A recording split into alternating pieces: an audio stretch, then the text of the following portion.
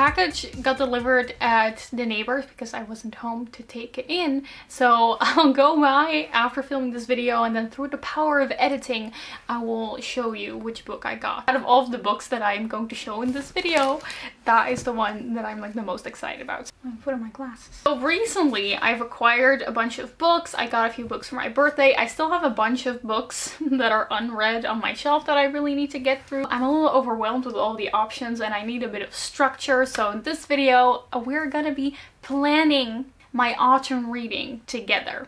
The sponsor for this video is a Book of the Month. So Book of the Month is an up-and-coming book subscription service where every month their team curates like the perfect selection of new releases from up-and-coming authors, and every month you can choose one book which will then conveniently be shipped to your doorstep. So if you don't want to get overwhelmed by all of the book choices that are out there, Book of the Month is really great because you can spend all your time reading and they'll do the researching parts. It's also completely risk-free. You can skip any month you want completely free of charge. This month the options are The Love Hypothesis, a romance book about a fake relationship between two scientists, Beautiful Country, a memoir about a Chinese family struggling in the shadow of the American dream, The Sweetest Remedy, a contemporary fiction about a young woman who is connecting with her Nigerian family to find herself, Rock, Papers and Scissors, a thriller about a marriage that's full of secrets, and The Neighbor's Secret, another contemporary fiction about a suburban book club that discovers that life can be more disturbing than fiction. The great thing is you can get your first book for $9.99 if you use my code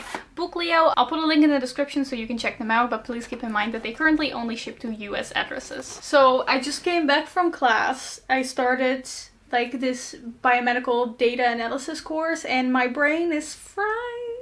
So I want to talk about some books and just chill for a minute. I got a bunch. I don't want to do just a monthly planning of books that I want to read because I don't want to limit it to just 1 month. Like it's more like a broad plan because I'm a mood reader, you know, more like a broad plan of the upcoming 2 to 3 months. I want to read books that give me fall vibes, cozy vibes. I really want to try to get into some horror because I really like horror movies, but I rarely ever read horror books, so I might get around to that. And because I have a really busy study schedule the upcoming 3 months, I don't want to plan too much books to read. I don't want to put too much pressure on myself. I just want to keep it very low-key. I do have a commute almost every day now, so I'll have about a half an hour to an hour every day to just read on the train, which is really great. But on the other hand, I don't want to read anything that's like too difficult or too hard to read. Not a lot of nonfiction, probably because, like I said, my brain is fried at the end of the day when I come home from classes, so I just want something that's just not we'll keep the nonfictions and like the hardy classics for when I have a little bit more space mentally. First, let's just take a look at the new books that I got. It's gonna be like a little book haul basically, and just choose out of all the new books that I got which ones I want to read quickly. Let's start with some books that I bought myself. If you've seen my Paris vlog, you know that you already know which books I bought in Paris.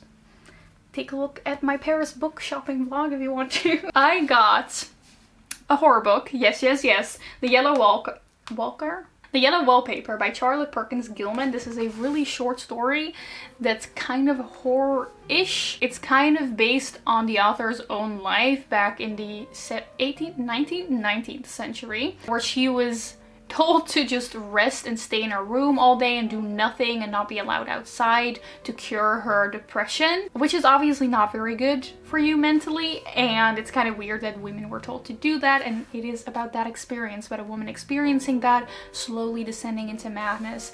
I've already read this. It was very good. And the other book that I bought in Paris is Normal People by Sally Rooney. I have actually already read this book for a video actually, and I originally got this contemporary fiction book from the library, but I really enjoyed it, and sometimes when I really enjoy a book that I get from the library, I just want to have a copy of it, because while I was reading it there were so many sentences and little passages that I really liked, but I can't annotate in a library book. So if I ever want to reread this, I now have a copy of my own and I can annotate it, and I'm excited about that.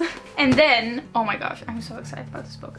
So a book that I bought on another holiday was Frankenstein by Mary Wollstonecraft Shelley. What? Wollstonecraft? Is she related to like the political philosopher?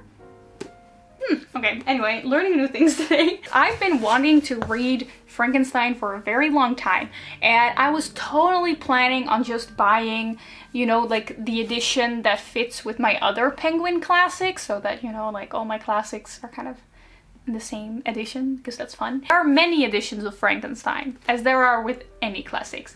I have never seen this edition. I was in the bookstore and I saw this one. I had never seen this before. This is the illustrated edition that was originally published in the 70s. And there are all these beautiful etch drawings. Oh my gosh, I need to show you up close. Look at this. Dude. Come on. Come on. This is beautiful. And I couldn't not take it with me. Just like holding this and flicking through it makes me so excited to read this with all these, oh, look at how beautiful this is. So yes, I was already planning on reading Frankenstein hopefully sometime during the fall. And now that I have this beautiful edition of it, I can't wait. I have to read this. I have to read it. This is already going on the I might read this pile. So I know that I mentioned that I want to try to get into horror. So there's a specific type of horror that's kind of my favorite. I think the correct term for it is like cosmic horror, or more like existential horror. It's the kind of stuff that you see in movies like Annihilation. I talk about that movie way too often. Movies where the horror is not some kind of ghost or a murderer, but the horror is just like the existential dread. Like reminding humans about their lack of power, you know? I like that. So I looked up books in that genre, and what I came across was this author called Thomas Ligotti, who writes a lot of like short stories that are apparently very much of the existential horror genre. So I bought his collection of short stories. It's called Songs of a Dead Dreamer and Grimscribes. Look at the illustration on the cover. That looks like exactly my type of scary. I like that. I'm not usually a short story reader, but since reading The Yellow Wallpaper, I've been convinced that if it's a good short story, I will enjoy it. So I just wanted to own this so that maybe on the train, you know, I can just like read one story at a time, maybe before bed. Maybe that's not a very good idea, nightmares wise. This is my attempt at getting into horror. And then let's take a look at the books that I received for my birthday. I turned 24 recently and I received 2 books for my birthday. The first one is the Penguin book of Myths and Legends of Ancient Egypt, because I really want to know more about like mythology, and especially about Egyptian mythology. I realized that I just don't really know a lot, and it's one of those mythologies that I've always found super interesting, especially when I was younger. I wanted to know so much about it, and when we learned about it in history, I was like so interested, but we never really went into it that much. I got this for my birthday. I'm super happy with it.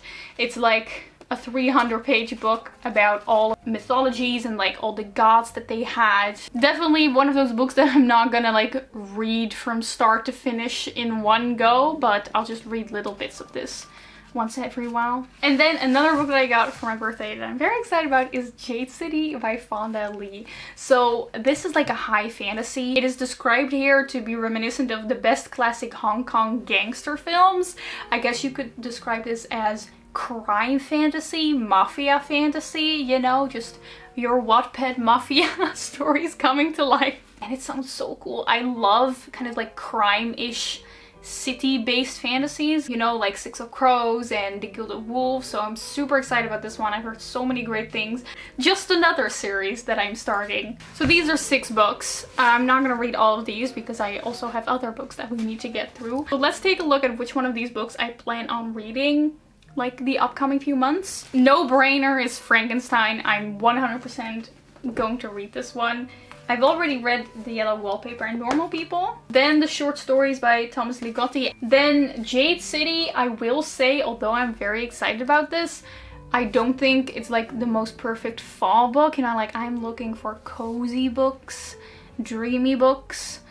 and I'm not really in a high fantasy phase right now. And then the book about myths and legends from Egypt, again, it doesn't have priority right now. If I suddenly feel the urge to learn something about Egypt, I will pick this up, but I'm not gonna give it like priority. And then the other book that I 100% want to give priority is the package that arrived today, but that is now at my neighbor's. Hello, it's the next day. I'm filming this randomly in between other things, but I got the package, so I just wanted to show you the book that I'm very excited about.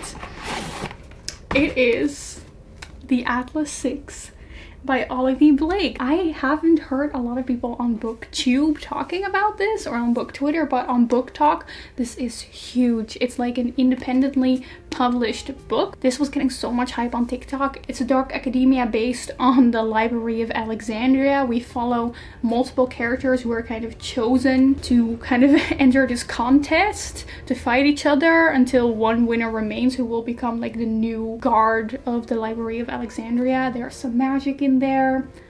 It sounds so cool. This sounds exactly like my kind of book, and it has these really cool character illustrations. Like, look! I'm so excited about this. I'm really afraid that it's gonna be one of those TikTok books that ends up getting super hyped but then isn't worth it at all. So I'm just really excited to see what I'm going to think of this, and I'm gonna read this really soon. Okay, now let's move over to that side of my room where we have my bookshelves with other books that I'm also still very excited about. This one's going back between the classics. This one's going back between the everything else genres. Miscellaneous. Hello! These are my bookshelves. Don't mind the random things that I store in here, like my bananas and my Nintendo Switch, which I recently got, and I'm absolutely addicted to Breath of the Wild, Zelda game. So I don't know if I'll actually be reading or if I'll just be playing games all day. Who knows? Life is exciting like that. Here we can see my little TBR shelf. It looks not too full unless we realize that I actually have to put all these other books on there too that I haven't finished yet, that I just bought, and then suddenly it's quite messy. Actually, it's never really happened to me that I have more books than I can actually fit on this shelf that I haven't read yet. So yeah, I am in fact a little overwhelmed by all the options.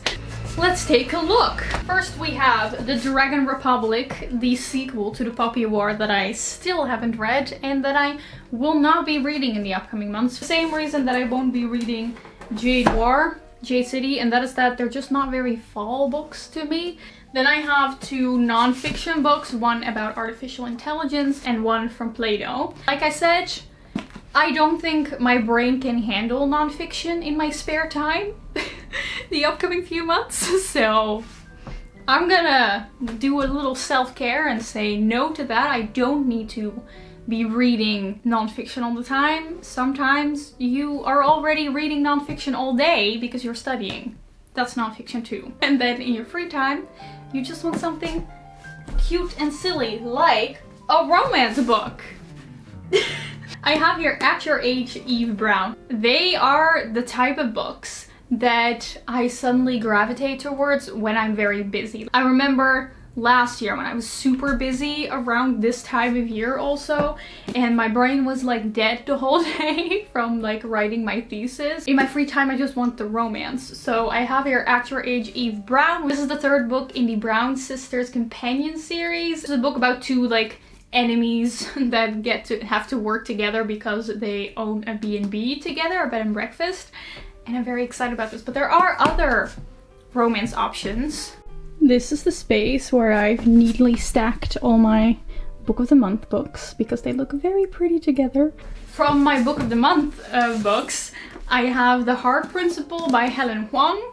I am a little hesitant about this one because I didn't like her other book, The Kiss Quotient, but maybe I could just give it a try. I think this one's about a violinist that falls in love with like a cool dude with a motorcycle. And this one is a fake dating, so if I'm in the mood for a fake dating This one's a fake dating between like two scientists. You know, if I want to stay on brand for what I'm studying. Then we have two classics on here. I have Pride and Prejudice by Jane Austen. For some reason, these kind of like 19th century classics feel cozy. And I know this one's not like too difficult to read, so putting this on a maybe pile. And then a book that I wanted to read last year and didn't. I have, of course, Jane Eyre, the perfect book for fall, the perfect cozy, melancholic, gothic story. I have to read this. I want to read this. I need to read this. It's just that it's so long. I know everyone always says that this one is really easy to read for a classic, but keep in mind that English is not my first language. Maybe I should just do that. Then we still have Fable by Adrian Young. This is like a pirate book, not a fall vibe. This one hurts. I still haven't read Crime and Punishment. I've read a Dostoevsky book before and I was able to read it because I read it during the fall, during like my commute on the train every day. So my plan when I was putting off this book constantly, I already started this. I think I'm on page 100 and I kept putting it off. It wasn't really the book that I would just sit down with and like enjoy a good cozy evening reading. So I told myself I'll read this when I go back to uni again because I can read it every day on the train, you know, just like how I got through The Idiot by Dostoevsky, I can get through Crime and Punishment. What I did not take into account was the fact that I would be at uni from 10 to 5 every day, and at the end of the day my brain will be chicken nuggets. And I probably will not want to try my hand at like a Russian classic that definitely needs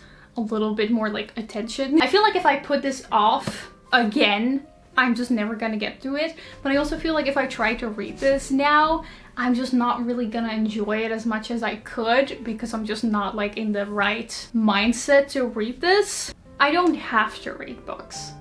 It's okay to put off a book if you feel like it's not the right time for you to enjoy it. So I think I'm gonna do the right thing and say, unfortunately, this one's not gonna happen. And then another book that hurts, as many books on the to be read shelf hurt. We have another book that's been here for about 3 years, maybe longer. Night Film. The perfect October book. It's perfect for fall, you know. It's scary, it's about cults. There's a murderer. It's multimedia, so there's like articles in this. I don't know if I want to read this. Maybe I should just unhaul this. I just really feel like thrillers aren't my thing. But I've heard so many good things about this one. We're just gonna put it on the maybe pile. Okay, I have quite a pile of books to choose from for now. The only next thing I still want to do is just take a look at like my wish list. Like my books that I really want to read that I don't own yet that I might want to buy. First of all, I am an idiot because there is one book that I got for my birthday that I just completely forgot to mention because it was in my bag because I read it on the train. But another book that I got for my birthday is Piranesi by Susanna Clarke. I'm so excited about this. This has been shortlisted for the Women's Prize of Fiction. It's kind of inspired by the artwork of Piranesi. I'll show it on the screen. He made these like really cool spaces with halls and statues, and it takes place in like these infinite halls, and we follow a main character whose name he's called Piranesi. He's kind of like a scientist trying to map all these halls, and the only other person that is there is someone that he calls the Other, and we don't know anything else. It's just about him being in this place, what's going on. It's very not plot. It's no plot, just vibes. No plot, just vibes. That's what this book is. And look at how beautiful this cover is. And if you take it off, first of all, pretty. And then you take this off, even prettier. Look, it says Piranesi.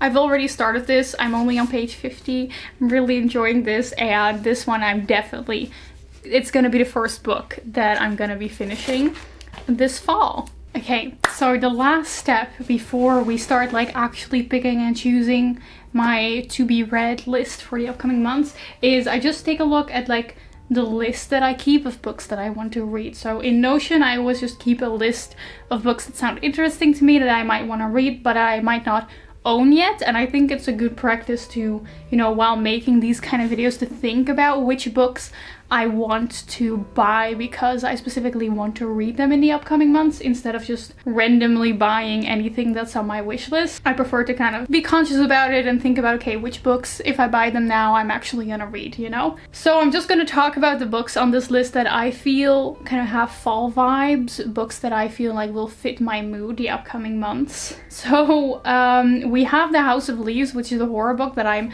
very intrigued by, but I do genuinely think because of the way it's formatted, it's very like, it asks a lot of its reader, and I don't think I can get through that right now. Then I have like a few other horror books on there. One that I'm super interested in is Tender is the Flesh.